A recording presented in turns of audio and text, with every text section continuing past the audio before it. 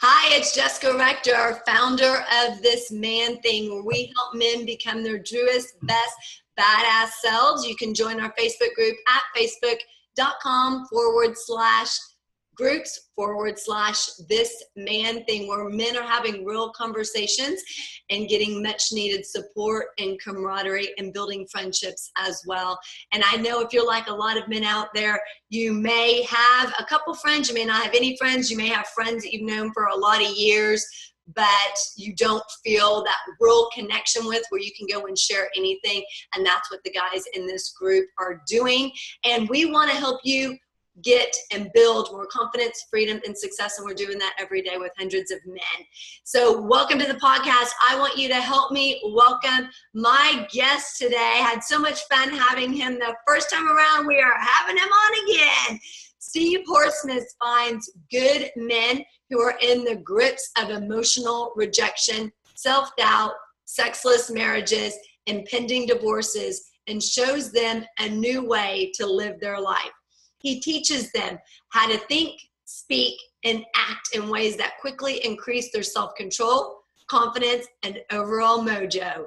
Sometimes they stay happily married, and sometimes they become happily divorced. Either way, Steve shows you how to be happy, how to be a happy, confident man of mojo again, and live the life you've always wanted. Please help me give a warm welcome to Steve Horsmith. Woo! We're continuing our conversation from last week's episode with Steve Horsmith. But I think part of the problem is that men take away their own power. They put women up on the pedestal. A, takes away your power. You need to be on level playing field. B, by calling someone queen, princess, whatever, like do away with that. They're not a queen. I hate that. They're not a queen. I don't want to be someone's queen. I don't want to be someone's princess. I'm Jessica. If you want to call me a name, you can call me that. And then when we get to know each other, you can call me babe or something like that, but not queen, because there's something that goes along with the terms like queen and princess. You're already giving them that air that they are better than, and people can disagree with that, but there is that better than that comes with queen or princess, that those titles like that.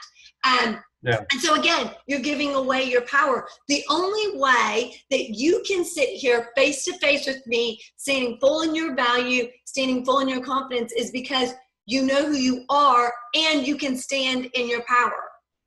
If you can't do that, if you do not know who you are and you are not fully aware of your power, and I'm not talking, and I'm not talking arrogance, I'm talking just being fully aware of what you bring to the table, you wouldn't be able to sit here and have a conversation with me like that. Yeah. So what can we do to help men stand more firmly in who they are and in their power?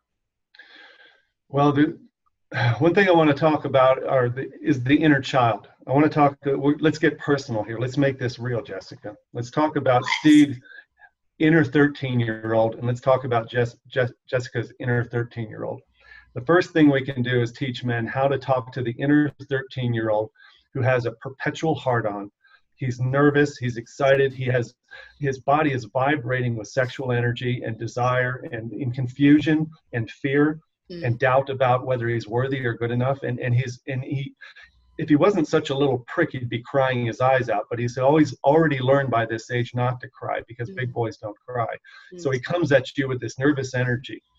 And so for you to see that in me right now, for you to look into the camera and see that I still have that 13-year-old boy inside me, and to, in your power, make me feel safe, knowing that as confident as I might appear on camera, I still have him inside me. And I need you to know that, and I need you to honor him and respect him and make him safe.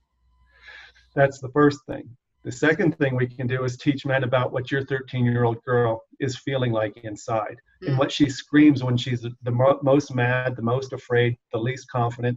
And maybe you can share with guys now to help them understand that when they're in the room with a woman as powerful as you, what does your 13-year-old girl want to say sometimes? In the face of a stranger, the face of somebody approaching you, a proposal, somebody who challenges you or calls you a name, what does your 13-year-old girl say?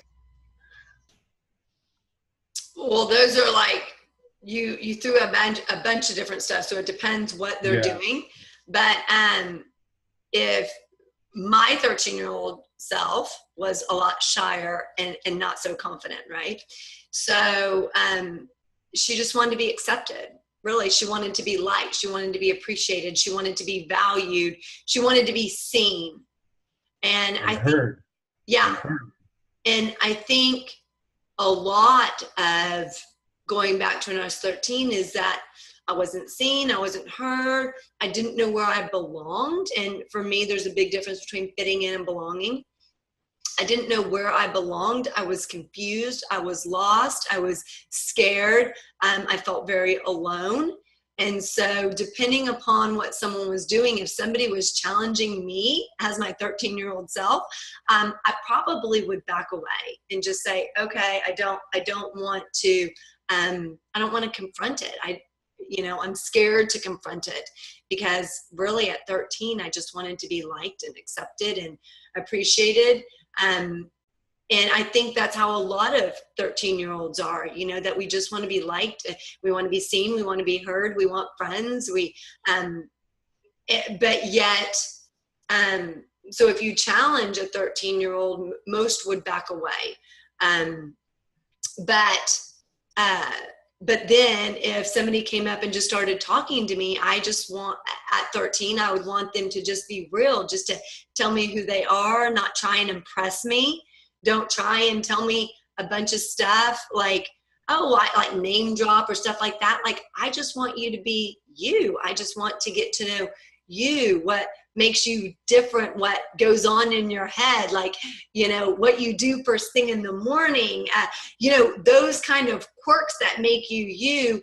I don't care about name dropping or all the amazing people you've talked to or the things you've done. I want to know deep down, like, who you are, what makes you you, what makes you different. Yeah. So let's bring the people watching this video or listening to our conversation here, let's bring them into this. I want to ask them, how did that make you feel when you heard Jessica talking about that? When you heard her being so honest about what the 13-year-old girl was feeling in her mind, in her body, the fear, the shyness, what it made me feel, I relaxed. The more Jessica talked, the more my shoulders got down. I stopped getting tight up here and I relaxed. And I can imagine that if she was dressed as she is now and we're at a networking event or a dinner party and I knew she was single and I wanted to go up and talk to her, although my little boy would never go talk to Jessica Rector, never. But now that I know the secret, that she's just like me, she has a 13-year-old girl just like me, I can go up to her and I can say something as simple as, hi, Jessica, my name's Steve Horstman. How are you tonight? And I can say that without worrying about what she's thinking of me, because I know her 13-year-old girl is screaming at her, hey, there's a dude coming, there's a dude coming. And all you have to do is see through the adult woman she is, and the earrings and the whole package you've got there, right? That makes men go, holy crap. And just look at you through your eyeballs and see who you really are, and just ask you a question. How are you tonight? How did you get here? Or, why was this important for you to come to this event tonight? And ask a question of curiosity, and not trying to puff yourself up and pretend that you don't have a 13-year-old boy too. Authenticity, this whole just be yourself crap, that's really hard to swallow, but being yourself is understanding that you have a 13-year-old boy and so does she. Anyway, that's what we can do. That's what we can teach men, that you can relax in knowing that everybody else is just like you. Yeah, and Maybe that's why they take. That's so important, because there's almost nothing worse for me than not getting approached, right? Nobody coming up as an adult, like no one coming up and talking to me, like, or when they do, if a guy comes up and talks to me and says, hey, beautiful, hey, babe. No. Like, no. If I was 13 and you said, girl like you, like, I'm sorry? Yeah. So what's a nice girl like you? Like just saying, hi, I'm Steve. But I think it's sometimes men try too hard, and then that is also, that can also be a big turnoff, right? Because they don't, they already put us on a pedestal. Oh my gosh, she's not going to like me. All that like thought process that goes on, and just start with something simple. And I'll tell you a quick story. I run a men's meetup in Fort Collins, Colorado. And every 2 weeks, we have about 15 guys show up. And one guy who's the eldest, he's 60, and he's just gotten divorced, and he's decided to join a hiking club. He's very, very, very shy. In fact, he talks very low. He's kind of a soft talker. He doesn't talk really loud. And he's just a very accomplished, successful man. He went to this hiking club, and there's this beautiful blonde woman standing by herself, sipping on her water bottle. It was a bunch of singles who had not met each other. And he told the guys at the meetup, he goes, "You guys, I got to tell you, I did something that scared the shit out of me this weekend. I went to this hiking club, and I was standing there as we all got out of our cars, and this beautiful blonde woman, turns out she's Swedish, was standing there, and I'd done something I've never done in my whole life. And we thought it was going to be something big, and we're going, what did you do, Dave? What did you do?" He goes, "I walked up to her and I said, 'Hello, my name is Dave.'" That was it. They've been dating for months now. They're living together. They're madly in love. But and she said, "I just love that. I just love that you just said, 'Hi, my name is Dave.'" You know what? But it's a simple thing like that. So if he'd never done that, think of A, he'd regret it, right? Why didn't I just go up and say something, anything? And B, he would never be like so in love and living together and all that with her if he'd never done that. And here's the thing that I heard recently, and I don't know if it's true or how true it is, but a guy shared with me that it's often the most attractive women who are the loneliest, because people are scared to go up and approach them. And you know, I'm online dating and all that, and I get people who email me say, "I know you probably get tons of emails, you get people hitting on you all the time." And I'm like, actually, no, I don't. Actually, no, I don't. So, and I say that because for the men who are scared to talk to a woman, just go up and say, "Hi, my name is so-and-so." And wait for her to respond. You don't have to have any deep thoughts at the beginning. You don't have to go on a big old story right when you meet her. Just go up and introduce yourself, because every woman wants that, you know, for somebody to go up and talk to him and say hi. No woman wants to be standing by herself. Yeah. So back to confidence. Where confidence comes from knowing your own value, knowing what you stand for, knowing what you believe, knowing who you are, and knowing that without anybody telling you otherwise, that you've got intellectual and emotional value, you've got physical, sexual value, and you've got spiritual value. And that when you go up to a woman like you and say, "Hi, my name is Steve," that you don't need her to confirm what you already know about you. What you have is the gift to offer. You're offering yourself. And the last thing I want to say about confidence when it comes to romantic tension, sexual tension, we have to change our focus from having an amazing sexual experience to just having an amazing conversation. You and I have been online for like 45 minutes now, and this has been an amazing conversation. We've been deeply intimate. We've been very connected. We've been intellectually stimulated. We've talked about spirituality. You and I have been very, very intimate on this. And you and I haven't met in person yet. We will. I know that. But so that's what I want guys to know, that this type of conversation, and if they're stuck to this podcast, if they're still listening this far in, they're connected to the emotion of this and the intimacy of it all, and how deep we're going, and the things we're saying that people don't say out loud. This should be the focus of your connection with women and other men. Have amazing conversations, deeply intimate connections. Everything else starts from there. Everything, relationships, sexuality, it all springs from amazing conversations. But That's how what do I want. You get there? Steve, how do you get there? If you haven't been taught how to tap into that emotion, right? There has to be some level of vulnerability and truth and authenticity in order for you to have those deeper conversations. But if you've never been trained, like your brain has never been wired for that, it's not only uncomfortable, it can almost be unbearable if you're so used to not doing that. That for some, it could be more than fear, right? It could be paralyzing to think about, I need to share what with whom. So how do you how do you get there if you've never been there? I'll say it again. First, you have to want it more than anything in the world. You have to want it so badly that the fear of not getting that in your life before you die is so much scarier than the idea of actually doing it. And so you have to want it that badly first. There's so many things you can do. The coaching programs that you and I offer help address some of the anxieties and the social anxiety that goes with not knowing yourself well enough to be confident in conversation. Toastmasters is an unbelievable organization that attracts a lot of introverts and teaches them how to organize thoughts and speak in front of people. I know so many introverts who have come out of their shell at Toastmasters. And when they go back into their normal life, they're bringing a level of bravado and confidence and just mojo. Talking to people at work, they're getting promotions because they're finding their voice. That's another way. Reading is good, but reading isn't practice because practice makes perfect. Getting involved in forums, getting involved in networking groups, small business groups, anything where you can get connected to another person and ask questions. One of the things that teach guys, right, Steve? Going out there and actually doing it. What's that? Going there and actually doing it. Yeah.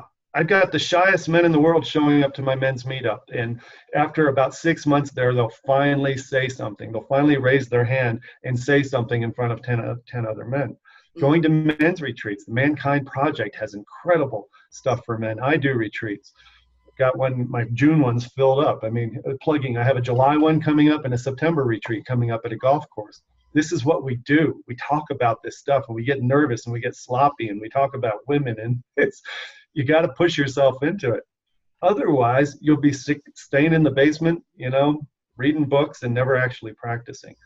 I'll tell you what, Jessica, one thing that got me really started on this, I got started online, opening myself up in men's groups and forums, in healthy forums, not the toxic trolling forums, right, but healthy forums where you learn to express yourself in writing, in expressing complex, vulnerable feelings to other men. And once I started finding a brotherhood of men who were just like me, who wanted to share that energy, I got confident. I got confident that I'm not alone. There's millions of people who like to talk like this, including women, of course. So why has it been so hard? Why did I have to wait 50 years to figure this out? I'll stop there. I'm a big fan of less is more, and I tend to rattle on these podcasts. No, so I'm going to ask you, why did you have to wait 50 years to figure that out?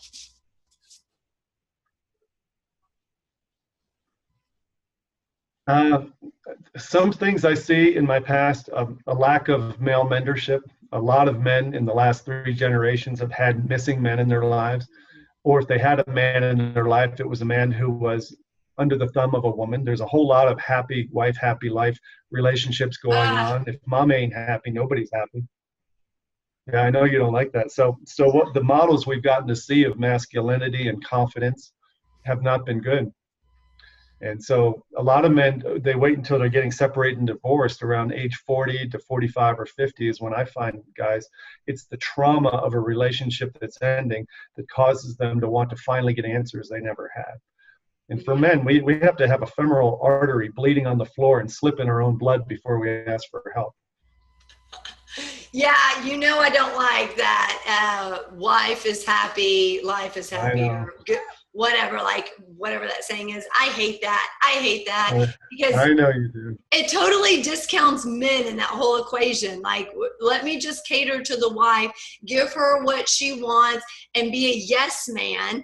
And I think there's 2 reasons why I hate that so much. Because A, what does it do for the men, right? And if it's not serving men, it's not serving society, right? It's not serving fathers, it's not serving husbands, it's not serving leaders, role models. Like, it just doesn't serve anybody. And 2, because I would hate for the man that I'm going to be with to have that mentality. Because to me, that says that he doesn't think he's important, that he's just gonna be a yes man. So I could literally say anything and he's just gonna say, yeah, that's what makes you happy. No, I need a little bit of a challenge. I need a little pushback. Because guess what? I think I'm pretty amazing right now, but I need somebody to help me be even more amazing, right? That I don't need to stay right here wherever amazing is on my array of amazingness. I want someone who's going to challenge me, who's going to say, yeah, that's a great idea, but how about we do this? Or why don't you try this? Or look at it this way? Because I can look in the mirror and always agree with Jessica. I need someone else who's going to push back, who's going to challenge me, to help me raise my level, to help me raise the stakes, to help me become an even better version of myself. And someone who just says, oh, if Jessica's happy, then I'm happy, that's not going to happen, And I also don't want to teach my son that philosophy. I think that hurts everybody. So, yeah, I can get up on a soapbox about that, Steve. I know. And one thing I want to let guys know who are watching this, especially who can see you and your energy there, you get this false sense of on 24/7, 24 hours, 7 days a week, Jessica is always up. She's always positive. She's always confident. She's always got her shit together. She knows exactly what she's thinking and what she's feeling and what she's going to say next. And so you don't fuck with Jessica, right? And that's a myth. I want everybody watching this to know that you're on a roller coaster like everybody else. And so as powerfully as you show up in these podcasts, that around any human being, any woman, you have to know that their roller coaster is dying for somebody to roll with them. I always tell men, don't get into her roller coaster. Like, don't get on her roller coaster, but be on your own ride. I call it the lazy river ride. Understand that she has high days and low days, and understand that curiosity and connection, she wants that. And guys can be disarmed by your positivity, right? Because they feel like you have it all the time and there's no room for them to come in. There's nothing more that you need because you're totally full. And this is what's intimidating by powerful women, that men have the illusion that they're okay, they don't need a man. They don't realize the value of masculine energy is to come in and connect with your heart and to provide a sense of stability and consistency and safety, to where you feel like you are now on a level playing field and you have somebody who's your sidekick, your partner. And what men have to do is raise their own level of confidence to know that they can match up with that level of energy. Yes. And you know what, Steve? I'm going to put that out there to you right now. I want you to come back again on the podcast. I want to talk about that more in detail, about like where strong women and where men fit into that, because a lot of times men will say, I want a strong woman. And then when they meet a strong woman, they're like, where do I fit in? How can that work? Especially if they're a strong man, right? And I also want to talk more about dating. How, I'm female, obviously, you're male, obviously, but really when we start dating, what we can do to make sure we're successful in dating, what men need to stay away from. I mean, I have a lot of opinions about that, because let me tell you, I can go on for another hour just about dating. But also what happens, like online dating versus in-person dating, how to approach people, all that kind of stuff, because I think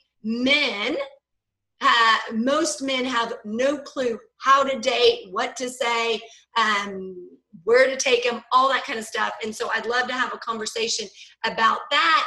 And really, before you can even successfully date, what men need to do to best prepare themselves for that, right?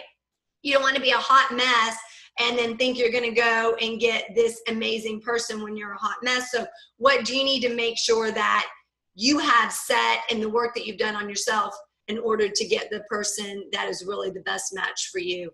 And so I want to invite you back to talk about that. That'll be another juicy one.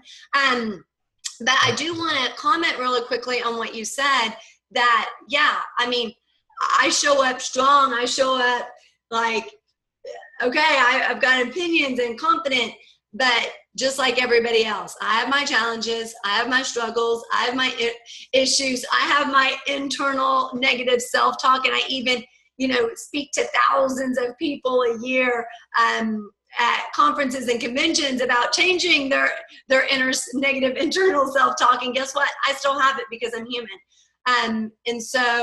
But guys can recognize, the more guys recognize that there is a place for them inside strong women, the more I think it helps them and benefits them to show up the way that they need to show up for a woman like that.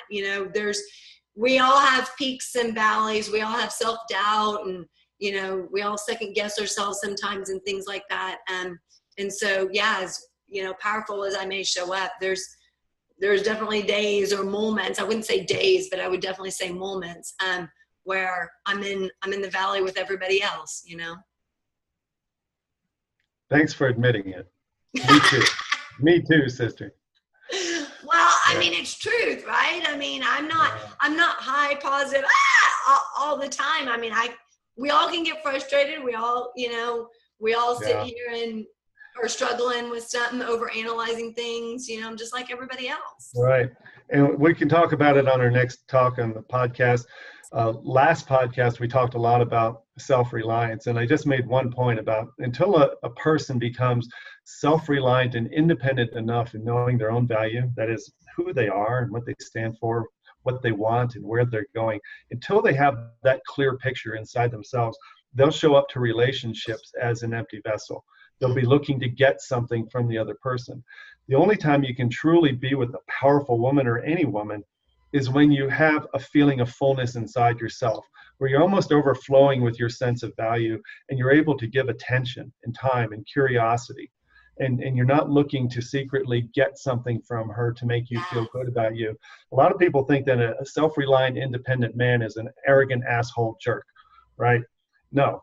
A self-reliant, independent man is someone who finally feels good enough to be able to be with people without needing anything from them. From that point, you can be generous and be generous and loving and interested in them without needing something in return. And it's the best way to love another person is to first love yourself. And I know how cheesy that sounds, but it's at the basis of everything you do and what I do. Mm-hmm. And also embrace all of the things, right? So embrace the flaws and the failures and the mistakes and all of that. And that's part of loving yourself, right? Admitting that, hey, I got valleys just like you do. And that there are moments that everything isn't positive and happy and, amazing. So what is one thing that they can do to start loving themselves, to build that confidence, what you're talking about? What's the first thing? First thing they could do outside of hiring Steve. Yeah, and I want to make it real, and because I don't want to make it sound like some kind of cliche or a bumper sticker, but